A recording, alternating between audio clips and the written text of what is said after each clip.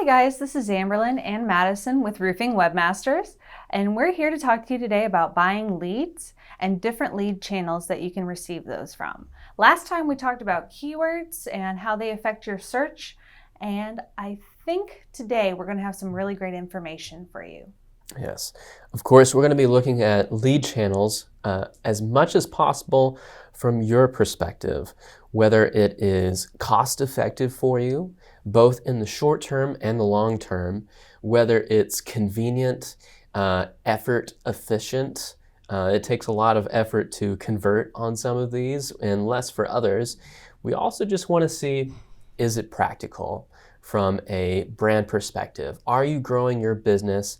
Or are you diminishing your potential to grow in the long term with each of these different channels of leads? Right. So within our first channel today, we're going to be talking about lead sellers, one of the most controversial yet popular sources of leads. These are the companies and household name brands for many people that roofers use to conveniently funnel leads in towards themselves. Now, this is what I call a pay-to-play channel. That always makes Amberlyn laugh. It reminds me of that being a very old term all the time and how it used to do with old magazines I used to read. Anyway, it's a pay-to-play channel, which means that every month, and in some cases by the lead, you are paying for that opportunity to potentially convert into a client. Right. Yes. So for many roofing companies just starting out, this is almost a necessity. They may have a website, but there's no name recognition and very little word of mouth circulating for the business.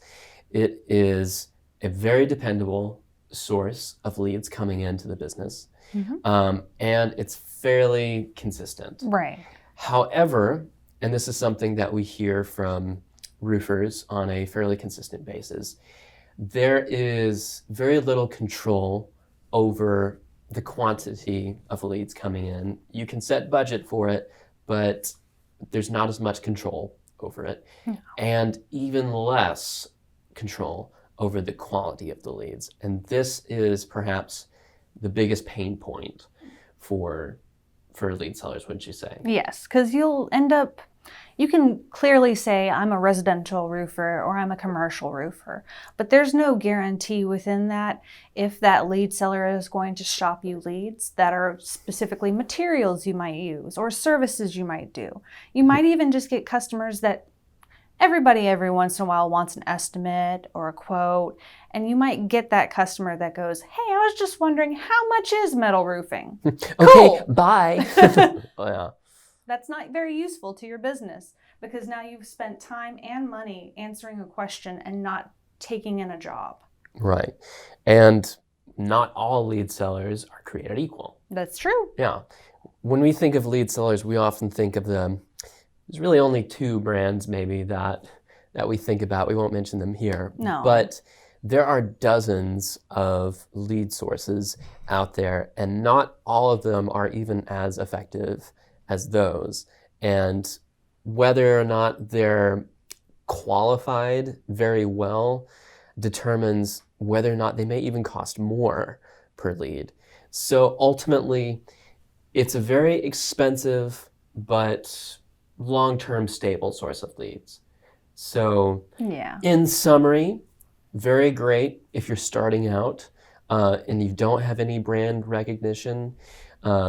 Again, you don't have to do just lead seller, for instance, but you may want to consider how much you're going to pay long-term if you're sticking with lead sellers. Mm-hmm. Yes. Another alternative that is there is managed PPC. It's kind of like lead sellers in the way that you do, in fact, have to spend money and time and effort. However, it's outreach for your brand through Google ads, Facebook ads, Instagram ads, various other social platforms and ways for you to send out your marketing. Now, just in case you don't know what PPC means, it means pay per click, and it's referring to every time that a person, a consumer or a potential client clicks on your ad, that generates a charge to your account. Right.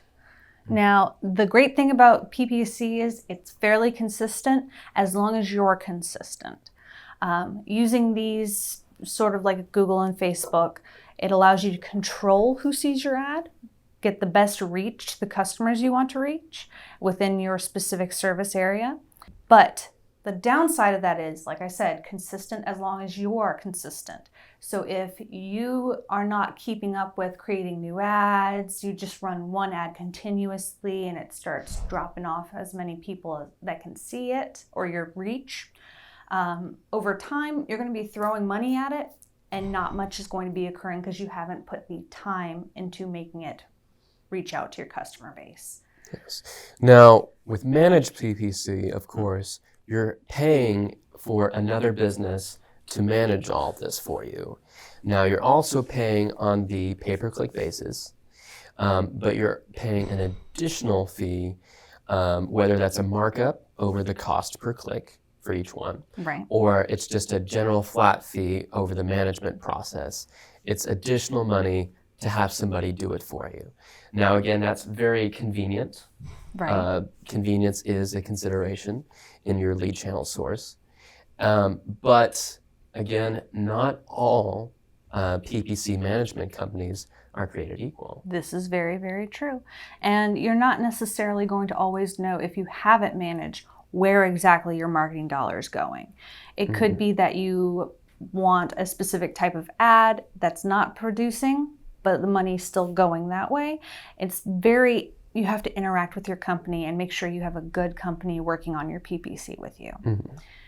So basically, running it down, managed PPC is consistent as long as you are willing to put time and effort into it. Managed PPC is great. You can control your demographic a little bit, but you have to be able to make sure it is working for you. You have to be in correspondence with that company that is setting out your marketing. Yeah. And PPC, we see a lot of people depend on PPC heavily. And again, as Amberlynn said, it's a very consistent source of leads. However, it often discourages people from looking at other cheaper and more long-term sustainable sources of leads, which leads into, accidental play on words there, not intentional pun, which brings us to our third channel, which is managed SEO. So as most of you roofers probably know, SEO is search engine optimization. And that revolves mostly around connecting your company website with the search engine results page in Google and, well, pretty much just Google. I mean, we could say Bing, but really these days it's pretty much just Google. That's 90% of traffic coming into your business. Now, off that tangent. SEO, again, it's a very great channel for your business. We've talked about other managed channels as pay-to-play channels.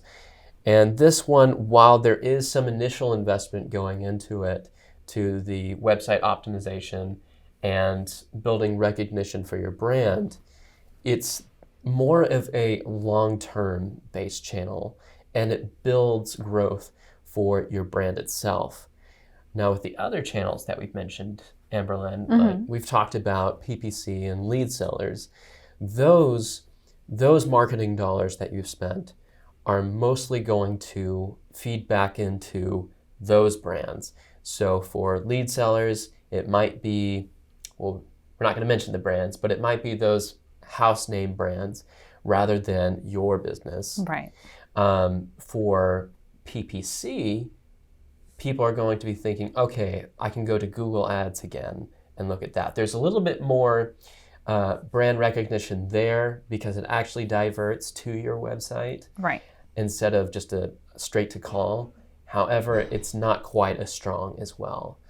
And in SEO, something that we've learned over years of research is that a higher percentage of people are going to be looking at the organic results in SEO.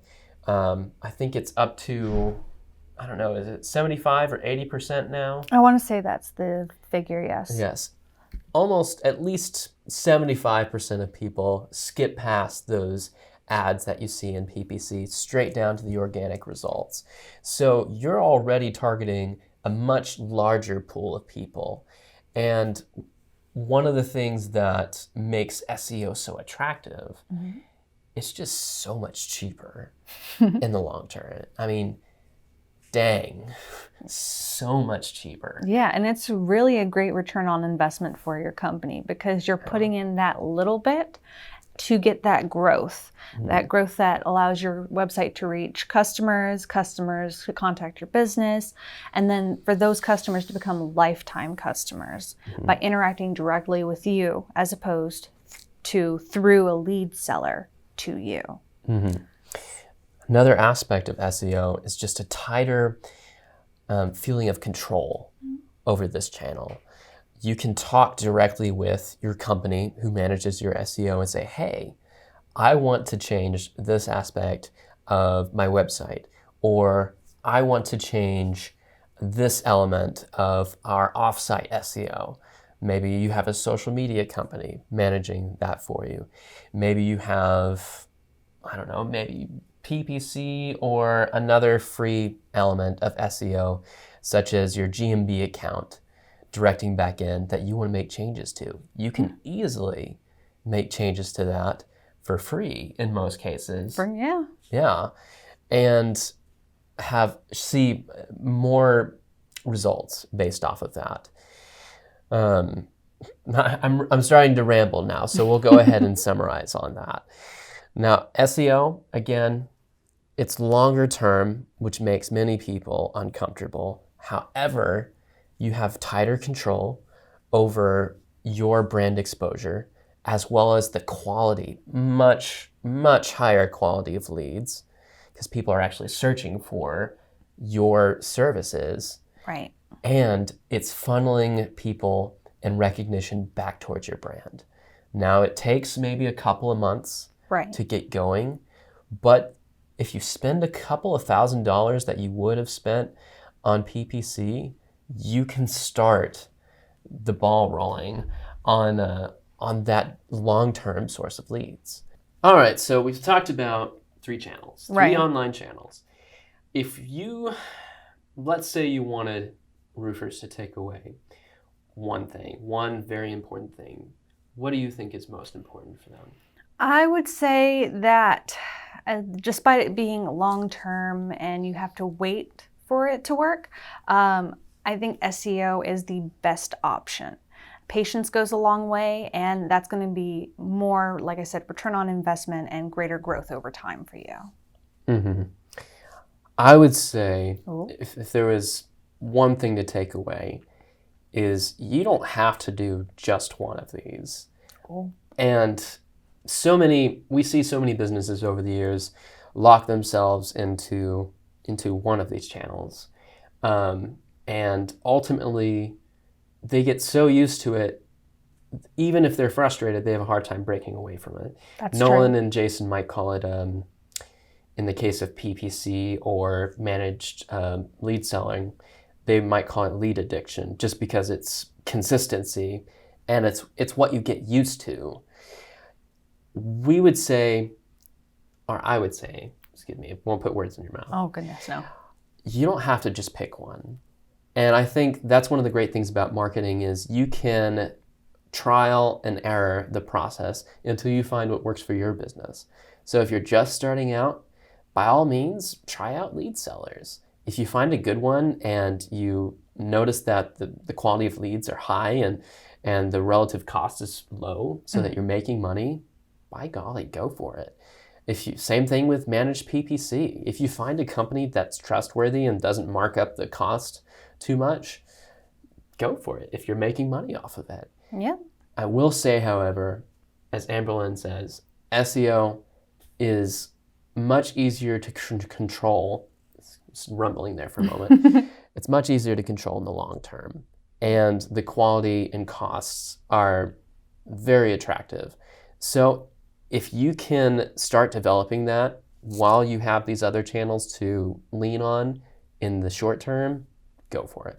Yeah, and here at Roofing Webmasters, we are more than happy to assist you with your SEO needs, building out your website, and even we'll be willing to venture into managed PPC with you. Yeah, we are ultimately looking for your success. And if we can do that through just SEO or SEO and PPC, that makes us happy. Oh, yeah. For sure. Yeah. So I think that is a wrap for today. Yeah, I think it's a good place to end. Yeah. Next time, we're going to be talking about a new term, perhaps, for many of you. It's search marketing. And ultimately, we're looking to make the search process less intimidating for roofers who aren't familiar with it. We'll see what that looks like then, though. In the meantime, we'll see you next time.